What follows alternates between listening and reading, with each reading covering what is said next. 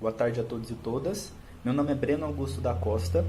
Eu sou bacharel em Psicologia pela Universidade Federal do Triângulo Mineiro, mestre em Educação Profissional e Tecnológica pelo Instituto Federal do Triângulo Mineiro e atualmente realizo doutorado em Filosofia pela Universidade Federal de Uberlândia, da qual eu sou bolsista da CAPES. Hoje eu vou apresentar um trabalho intitulado A Filosofia da Educação de Álvaro Vieira Pinto, Desenvolvimento e Libertação Nacional. Álvaro Vieira Pinto foi um filósofo brasileiro bastante estudado, lido e com uma trajetória intelectual e política de grande relevo nas décadas de 50 e 60. Todavia, com o golpe militar, foi um autor que sofreu um sistemático processo de combate e de silenciamento epistêmico. E ele faleceu em 87, mas em 2005, com a publicação póstuma do livro O Conceito de Tecnologia, a sua fortuna crítica mudou, tal como aponta Norma Cortes. Essa mesma autora indica que a sua obra tem sido apropriada fragmentariamente, e de fato a gente percebe isso na forma como ele é citado, ora para fundamentar o conceito de ciência, ora para fundamentar o conceito de tecnologia ou de técnica, ora na educação de jovens e adultos. Mas hoje eu vou apresentar um trabalho cujo objetivo é apresentar a filosofia da educação na obra desse autor. A minha tese filosófica que eu vou defender através desse trabalho é que a gente consegue encontrar na libertação nacional um eixo unificador da obra de Vieira Pinto. E a gente consegue perceber isso logo em Consciência e Realidade Nacional, a obra principal de Vieira Pinto. Lá, ele defende uma educação integral, que supera a dualidade entre uma educação humanística e uma educação técnica, tal como era vigente nas discussões da época. Por outro lado, ele defende que uma educação para o desenvolvimento deve ser uma educação que forme consciência crítica nos cidadãos.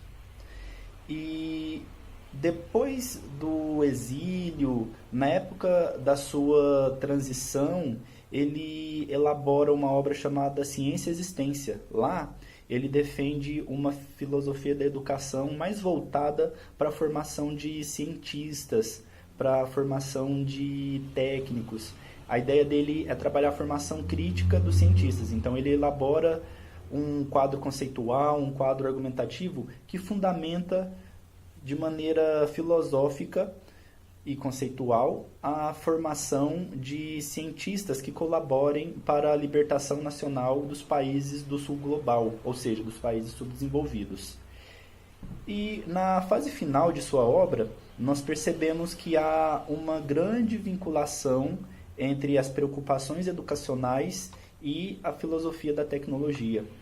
Ele propõe que uma série de conceitos relacionados à discussão tecnológica sejam apropriados no fazer educacional. Então, por exemplo, o conceito de cibernética, que naquela época, num contexto nascente da cibernética, estava muito vinculada à noção de autorregulação, ele propõe que ele seja usado na prática docente e defende que o professor não deve formar educandos entregando os embrulhos do conhecimento para ele, mas ele entende que a formação adequada é aquelas em que o professor ensina os educandos, trabalha com eles para que eles consigam desenvolver essa capacidade de abrir os embrulhos que eles encontram na sua vida.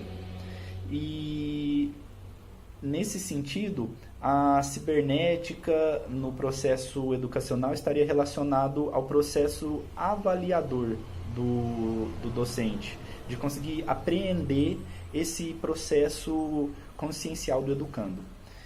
Como conclusão, eu indico a convergência tética entre Álvaro Vieira Pinto e a filosofia da libertação, e eu indico que é necessário se apropriar da obra de Álvaro Vieira Pinto de uma maneira unificada, como um autor que tem todo um percurso reflexivo.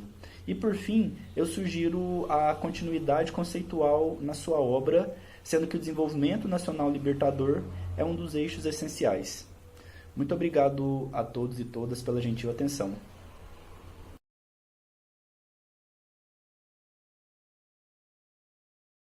Olá, eu me chamo Everton, sou pedagogo formado pela Universidade Federal de Roraima e hoje vou fazer um breve resumo sobre Paulo Freire, especificamente pré- e pós-exílio. Esse resumo é resultado da parceria com o grupo de pesquisa Paulo Freire e Educação de Jovens e Adultos na Amazônia Setentrional da Universidade Federal de Roraima, que é orientado pelo professor Sebastião Monteiro Oliveira. Contou ainda com a colaboração da integrante Edileia da Silva, que é formada em Pedagogia e História, e Gediane Rodrigues, graduanda em Pedagogia. Sua vida e obra foram marcadas por sua clara opção a favor dos oprimidos.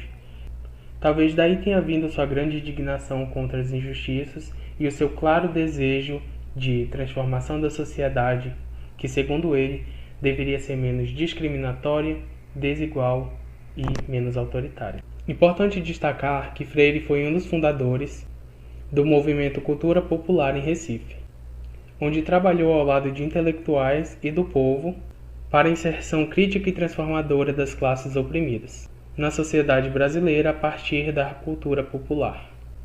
No início de 1963, Freire realiza sua marcante experiência, quando mais de 300 trabalhadores são alfabetizados no período de 45 dias.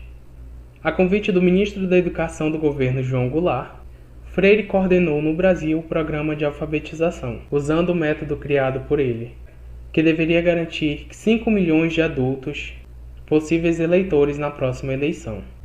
Como o método Paulo Freire não trata apenas de alfabetizar, mas também de politizar, os alfabetizandos eram levados a perceber as injustiças que os oprimiam e a necessidade de buscar mudanças através das instituições próprias, o que fez com que Paulo Freire passasse a ser identificado como uma ameaça. Assim, o programa foi extinto pelo governo militar em 1964, apenas 3 meses após o seu início. Freire foi acusado de subverter a ordem instituída. Depois de preso, teve que se retirar do país, seguindo o caminho do... Com 43 anos, em 1964, Freire parte para a Bolívia, rumo ao seu exílio, levando na bagagem uma trajetória de experiências com a educação de jovens e adultos. Não demorou muito para que ganhasse reconhecimento internacional e chamasse a atenção de diversos governos. Viveu pouco tempo na Bolívia, partindo assim para o Chile, onde viveu até 69, até ser convidado para lecionar nos Estados Unidos e para atuar no Conselho Mundial das Igrejas em Genebra, na Suíça. E depois de 16 anos de exílio, Freire voltou para o Brasil na década de 1980, lecionou em importantes universidades como a Unicamp e a PUC de São Paulo. E aos poucos foi reconhecendo e reaprendendo seu país. Em 1989, Freire assumiu a Secretaria de Educação da maior cidade do país, no município de São Paulo.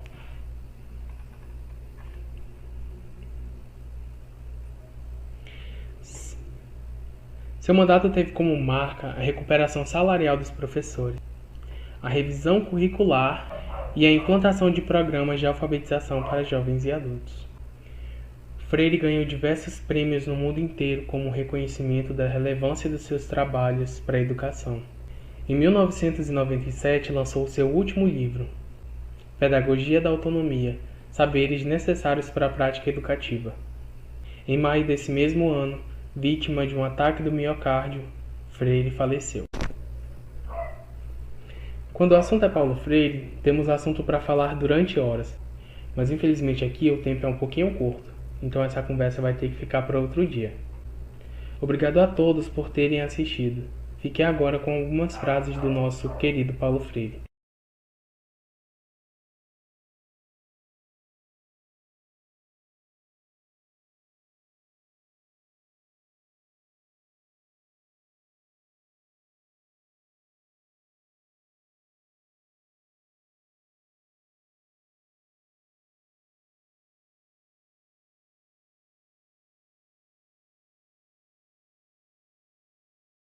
A criação dos institutos federais e da Rede Federal de Educação Profissional, o avanço para o desenvolvimento técnico e tecnológico do país. Autores: Priscila Novaes Nogueira Gomes e Lucas Lopes Pinto. O nosso resumo, ele traz como objetivo ressaltar a importância dos institutos federais para o desenvolvimento econômico nacional, formando sujeitos qualificados para o ingresso no mercado de trabalho. Com a escassez das oportunidades de trabalho, o processo de seleção se tornou mais criterioso, permitindo com que a educação e a formação profissional fossem determinantes para o ingresso no mercado de trabalho, ou seja, para se conseguir uma vaga de emprego. De modo a enfrentar essas questões de trabalho e de emprego, que no ano de 2000 houve uma ampliação das políticas públicas quanto à questão da educação profissional, com a criação dos Institutos Federais de Educação e da Rede Federal de Educação, que possibilitou um aumento das instituições e de escolas técnicas no país. A partir da criação dos Institutos Federais de Educação Profissionais, os municípios pequenos e médios que antes não tinham acesso à educação profissional passaram a ter essa educação para capacitar os jovens e adultos daquela região de acordo com a necessidade e a demanda do local. Com a criação dos institutos federais, possibilitou o crescimento do número de escolas. Então, as escolas elas passaram de 140 unidades em 2006 para 661 até o ano de 2019.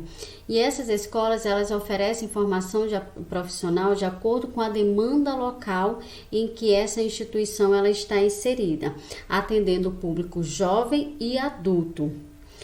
De acordo com as nossas pesquisas, a instituição federal ela trabalha com ensino básico, técnico e tecnológico, ou seja, vai do ensino médio até a pós-graduação. No ensino básico e técnico, ela trabalha com 3 modalidades. O concomitante, que é quando o aluno ele faz o nível médio em outra escola e faz somente o ensino técnico no Instituto Federal. Nós temos o ensino integrado, onde o aluno faz o ensino básico e o ensino técnico dentro da instituição. E nós temos o subsequente, é quando aquela pessoa ela encerra o ensino médio e presta um seletivo para o curso técnico. Com essa ampliação e com essa facilidade na educação, os municípios começaram a se desenvolver, porque passou-se a procurar profissionais dentro da própria região para entrar nesse mercado de trabalho. Então, qual foi o resultado que nós temos em relação a isso? Com a ampliação dos institutos federais, de acordo com os últimos indicadores do MEC, houve um aumento de 4,18% de candidatos inscritos por vaga se comparado aos anos anteriores. Ou seja, sempre há uma crescente nessa quantidade, nessa procura pelo ensino profissionalizante, já que o mercado de trabalho está abraçando esses profissionais capacitados. A educação ela está se sobressaindo. Estamos na era do conhecimento, onde quem se sobressai no mercado de trabalho são exatamente aquelas pessoas que vão em busca de conhecimento e em busca de capacitação. E qual a conclusão que nós tiramos em relação a essa nossa pesquisa? Que com a ampliação das políticas públicas de educação profissional no Brasil, oportunizou a capacitação do sujeito em adquirir conhecimento técnico e contribuindo também para o desenvolvimento profissional e o crescimento social e econômico do país. Como metodologia, nós utilizamos o Plano de Desenvolvimento de Educação e o site do Ministério da Educação.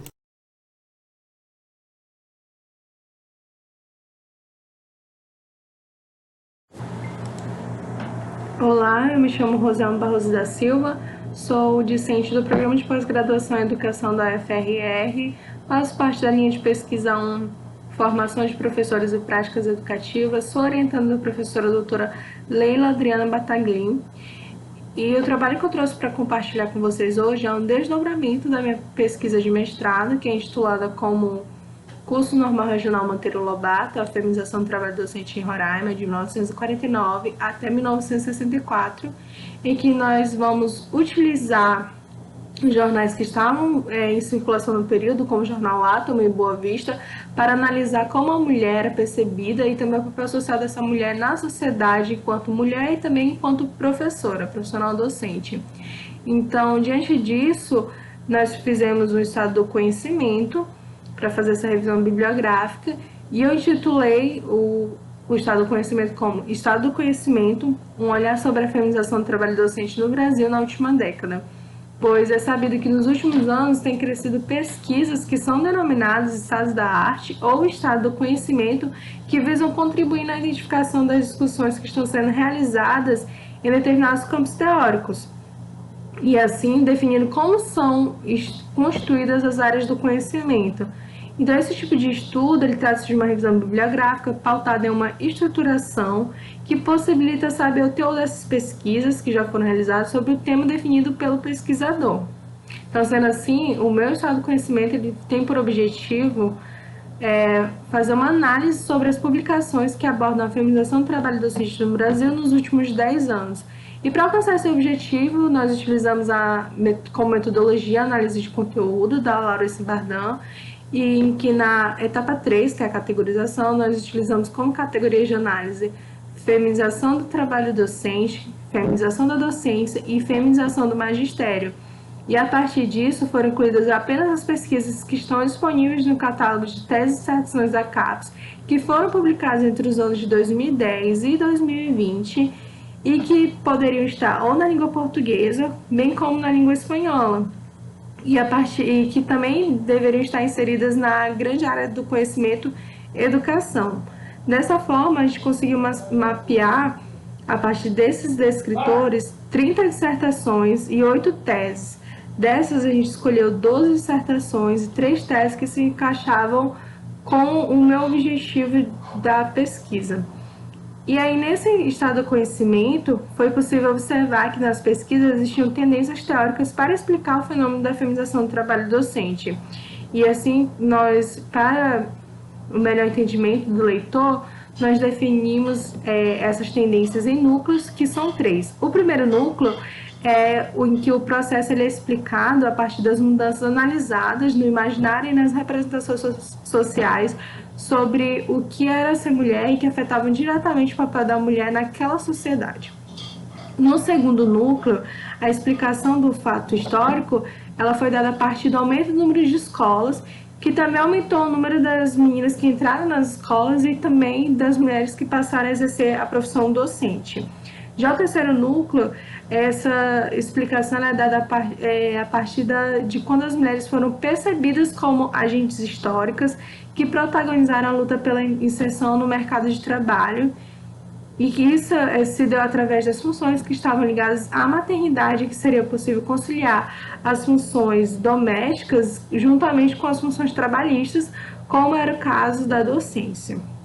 A partir dessa divisão, foi possível observar que 12 das 15 pesquisas analisadas apontam que o fenômeno da feminização do trabalho docente ocorreu por conta da forte influência das instituições no desenvolvimento do imaginário e também das representações sobre a mulher e sobre a profissão docente. E também nós percebemos que as pesquisas sobre esse assunto se concentram na região sudeste e que demonstra a importância de fazer pesquisas sobre o tema em nível de mestrado e doutorado nas demais regiões brasileiras, como a região norte do país, porque foi uma das regiões que só teve um trabalho que abordavam sobre esse tema. E assim eu termino a minha contribuição e agradeço a todos. Muito obrigada.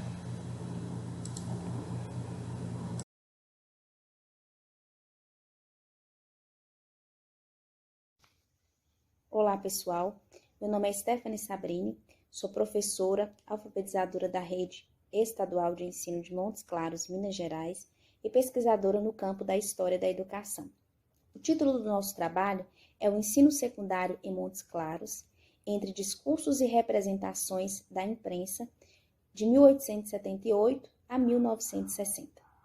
O objetivo do trabalho é analisar os discursos e representações veiculados por intelectuais montesclarenses, neles captando as representações sobre a educação secundária veiculada pelo jornal Gazeta do Norte. O jornal Gazeta do Norte teve várias publicações relacionadas ao ensino secundário. A partir de 1878, nós vemos que nas publicações do jornal há uma exaltação a respeito da criação da primeira escola a oferecer continuidade aos estudos primários na cidade, que é a Escola Normal Oficial de Montes Claros. Entretanto, até 1933, o jornal relata que esse ensino normal para mulheres ele estaria saturado na cidade e que havia necessidade de outras instituições de ensino que ofertassem outros cursos para a população de forma geral. E em 1938, o jornal ele publica uma matéria falando sobre o fechamento da Escola Normal Oficial de Montes Claros. Não são expressos os motivos de fechamento, mas ele é fechado pelo governo de Minas Gerais. E concomitante ao fechamento da Escola Normal Oficial, que era pública, há a abertura do Instituto Norte Mineiro de Educação.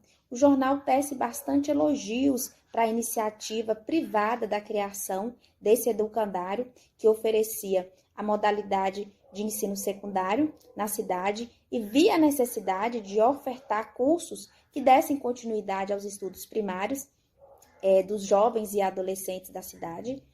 E o que nós percebemos? Que durante esse tempo, Montes Claros não tinha instituições públicas de ensino que ofertavam o ensino secundário. A partir da década de 38, que é quando é fundado o Instituto Norte Mineiro de Educação, com alguns cursos, e o mais falado no jornal era o curso de contabilidade, a cidade só contava com essa instituição de ensino privada.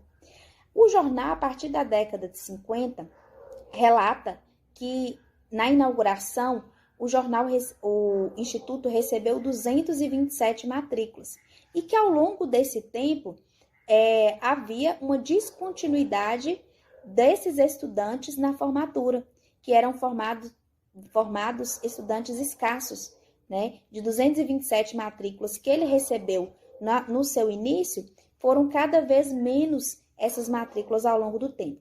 Então, a partir de 50, o jornal começa uma intensa discussão o porquê dessa defasagem e descontinuidade do ensino.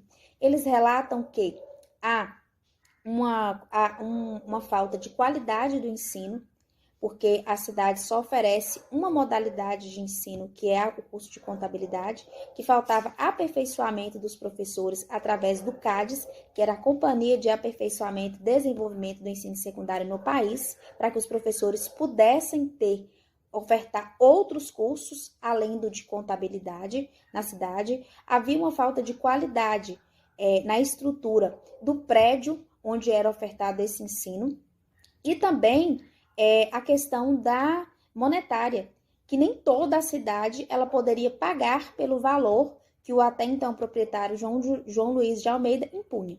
Então, através dessa pesquisa, nós podemos concluir que o ensino secundário foi oferecido em Montes Claros e que essa oferta, que os montesclarenses eles tiveram bastante dificuldade na escolarização dos seus filhos a partir da continuidade do ensino primário. Justamente porque quando esse educandário foi fundado, era bastante elitista, precisava, né, da questão do dinheiro e nem todos poderiam ofertar esse ensino para os seus filhos.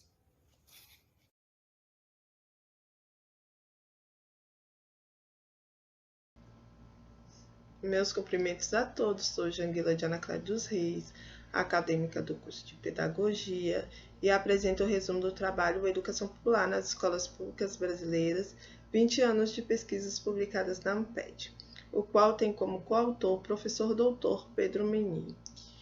Educação popular é aquela subversiva às imposições da classe dominante, aquela que procura questionar as imposições e quando observa que essas imposições não são benéficas à sua classe, eles questionam, além de questionar, eles lutam contra essas imposições. Visto que a sociedade está dividida em duas classes, a classe do proletariado e a classe que detém o poder econômico do capital. A classe que detém o poder econômico que impõe normativas à classe do proletariado.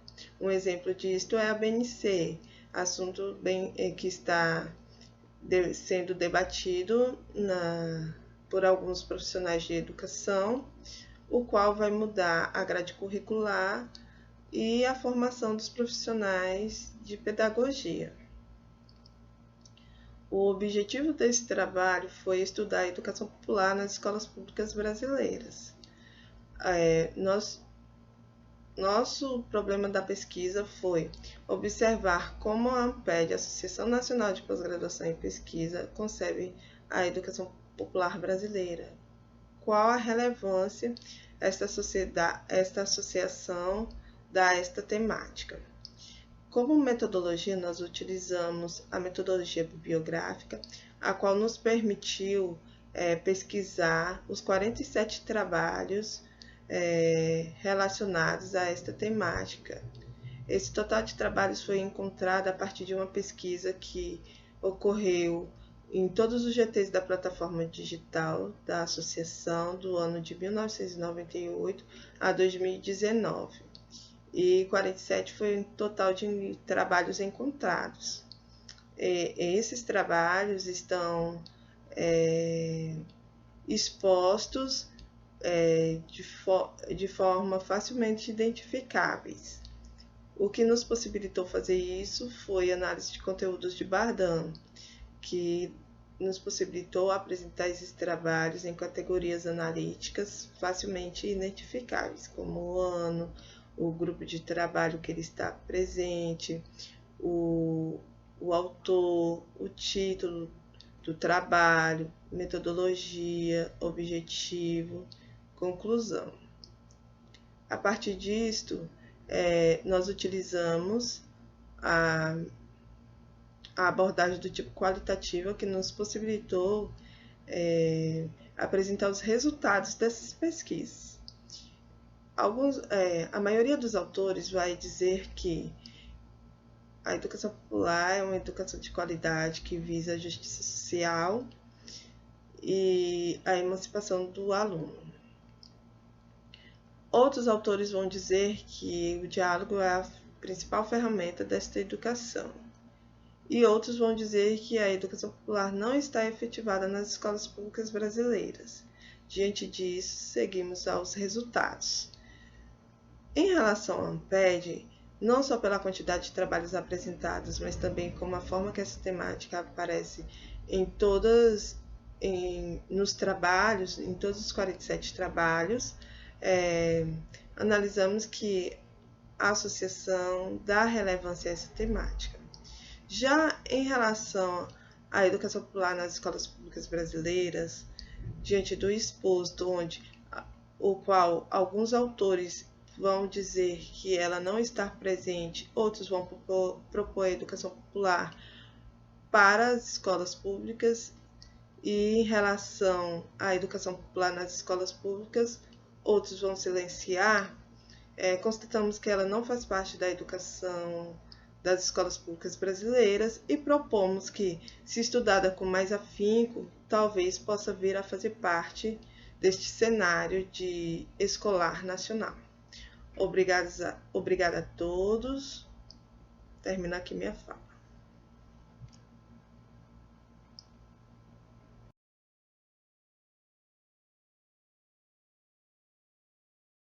Olá, eu me chamo Neucleide Caridade, sou mestranda do Programa de Pós-Graduação em Educação Profissional pela Universidade Federal de Tocantins, sob a orientação da professora Denise Capuzzo.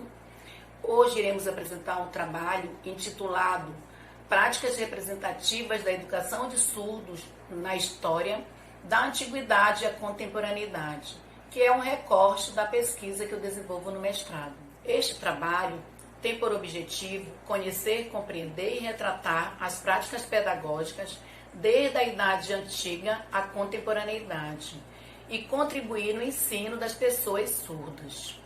Sob o viés bibliográfico, tendo como aporte teóricos em Bentes e Hayashi, Honora e Frizanco, Almeida e Maia, Ribeiro, também Lodi e Lacerda, que vem para elucidar a existência dos surdos na historiografia, a que sempre lhe foi negado. Na Grécia e na Roma antiga e consequente na Idade Média, a oralidade era fator determinante de sujeito. Então, os surdos eram considerados como animais e não possuidores de alma, o que refletia no Brasil colônia, porém, em satisfazer o interesse da monarquia, por ter pessoas surdas na família, passaram a considerá-los como pessoas que possíveis de ser educadas. Então, era desenvolvido a língua de sinais gestualizada, a oralidade e a escrita, onde aconteceu a implantação do Instituto Nacional de Surdos, o INES, e passou a divulgar e a desenvolver o alfabeto manual da língua de sinais brasileira, Libras. E, posteriormente, surgiram as concepções de práticas educativas que foram desenvolvidas, o oralismo, comunicação total e o bilinguismo. E em 1880 prevaleceu o oralismo, com a normalização por meio da visão médica, trazendo a surdez como patologia e reforçando o oralismo no Congresso de Milão, onde a língua de sinais foi banida. Já em 1960, vem se dar a comunicação total pela mesclagem da língua de sinais e a oralização, que veio se dar o português sinalizado. E em 1981, a concepção bilíngue surge, onde a utilização da língua de sinais como L1 e a língua portuguesa como L2, ressaltando nesse momento a necessidade de ambientes propícios e ricos em recursos materiais, com práticas pedagógicas que promovessem e que promovam a aprendizagem do surdo. Obrigada pela oportunidade concedida.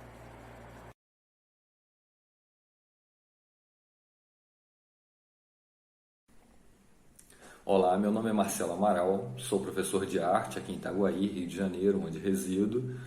Sou graduado em Belas Artes e tenho título de mestre pelo programa Patrimônio, Cultura e Sociedade da Universidade Federal Rural do Rio de Janeiro, aqui em Seropédica, cidade vizinha a Itaguaí. Estou aqui para apresentar o trabalho Educação Patrimonial Visual, Arte, Patrimônio e Cultural. É um trabalho que apresenta uma proposta de pesquisa, proposta essa que está sendo pensada, junto com o professor Fábio de Macedo, que é professor também lá do curso de Belas Artes, e também do programa de mestrado Patrimônio, Cultura e Sociedade. E essa proposta de pesquisa que a gente está iniciando agora, ela surgiu a partir da percepção, da observação participante enquanto professor de arte, nas escolas aqui de Itaguaí da região. Foi possível perceber uma frágil delimitação para o conceito de patrimônio cultural. Dentro da sala de aula, os alunos têm aquela ideia de que patrimônio cultural é algo parado no tempo, é histórico, é passado, é coisa de velho. A insegurança para a prática artística, a frase mais comum é aquela "não sei desenhar", e também a pouca propensão à leitura de imagem. Os alunos estão muito próximos do texto verbal, mas não do texto visual. A partir dessas demandas, resolvemos pensar algo que unisse arte e patrimônio cultural. Arte enquanto uma disciplina que faz parte da grade curricular das escolas e o patrimônio cultural como tema transversal. E nós pensamos um conceito de educação patrimonial visual. Esse conceito viria a juntar a educação patrimonial e a abordagem triangular, que é uma das metodologias, uma das abordagens para lidar com a arte em sala de aula. E como que a gente faria a aplicação, desenvolvimento, né, exploração dessa educação patrimonial visual enquanto uma modalidade de educação ao patrimônio em sala de aula? Nós pensamos da seguinte maneira, né, e é uma coisa que eu já venho assim até de certa forma já utilizando na minha prática, que é a apresentação da reprodução em sala de aula, a reprodução da obra de arte. Levar o aluno para fora, né, no museu, essa coisa toda é muito difícil, ainda mais agora em tempos de pandemia. Levar a obra de arte original ou o artista para a sala de aula é outra dificuldade. Então a reprodução ela faz bem esse papel. Ela é apresentada ali como referência de obra de arte e como evidência disponível do patrimônio, é o que a gente tem para trabalhar a arte como patrimônio dentro da sala de aula. Então essa reprodução ela é apresentada ao aluno, é feita uma contextualização disso tudo, né, dessa obra, do artista, da técnica, aquela coisa toda, é feita uma reflexão, uma leitura de imagem, né, e ao mesmo tempo o aluno ele vai fazer os esboços, os desenhos preparatórios dessa reprodução, da sua interpretação, da sua leitura da imagem. Ele vai fazer esse desenho em sala de aula e depois esse aluno ele é levado para fora da sala de aula. Ele pega esse esboço que ele produziu em sala de aula e ele leva para fora da sala de aula. No chão da escola, ele vai fazer o desenho que está no papel, ele vai fazer no chão da escola. É quando ele usa a técnica do Madonnaro. A técnica do Madonnaro é uma técnica de desenho que surgiu na Itália. Eles usavam tijolo, carvão e gesso, né, giz branco. A partir desses materiais eles desenhavam no chão. Então é essa técnica de desenho que o aluno usa na sua parte prática. Então ele tem o Madonnaro como técnica artística e o esboço que foi feito em sala de aula como referência do patrimônio cultural, que era a obra de arte. E a partir dessa prática é quando a gente pensa, é quando a gente propõe, né, essa pesquisa, o desenvolvimento dessa pesquisa com vistas a atender essa demanda que foi percebida de delimitar o que é patrimônio cultural, né, facilitar e impulsionar a prática artística e gerar no aluno a capacidade crítica, que é a leitura de imagem, né, através do patrimônio cultural. Então é isso que a gente pensa, né, é isso que nós pensamos nessa proposta de pesquisa, ok? Agradeço a oportunidade e espero ter contribuído ao evento.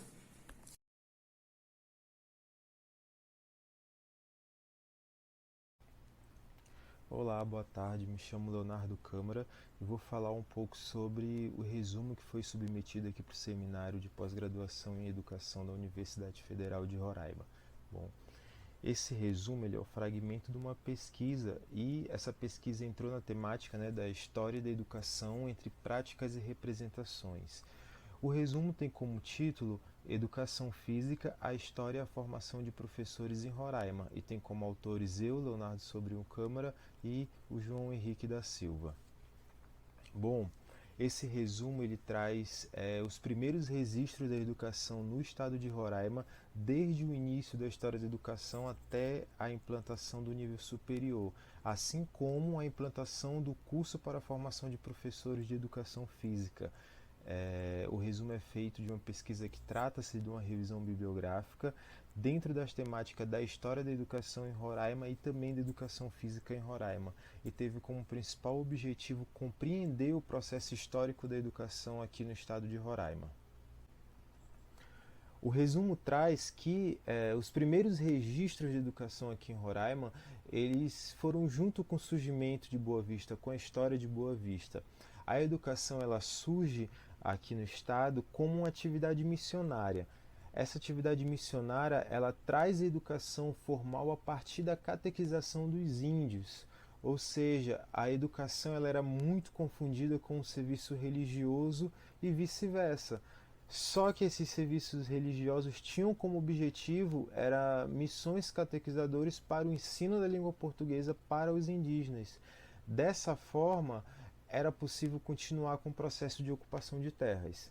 Somente no ano de 1945, com a criação do território federal do Rio Branco, é que surge a divisão de educação e ela passou a ser encarregada de organizar o ensino público, implantando então escolas mistas noturnas, tanto na área urbana como na área rural aqui do estado de Roraima.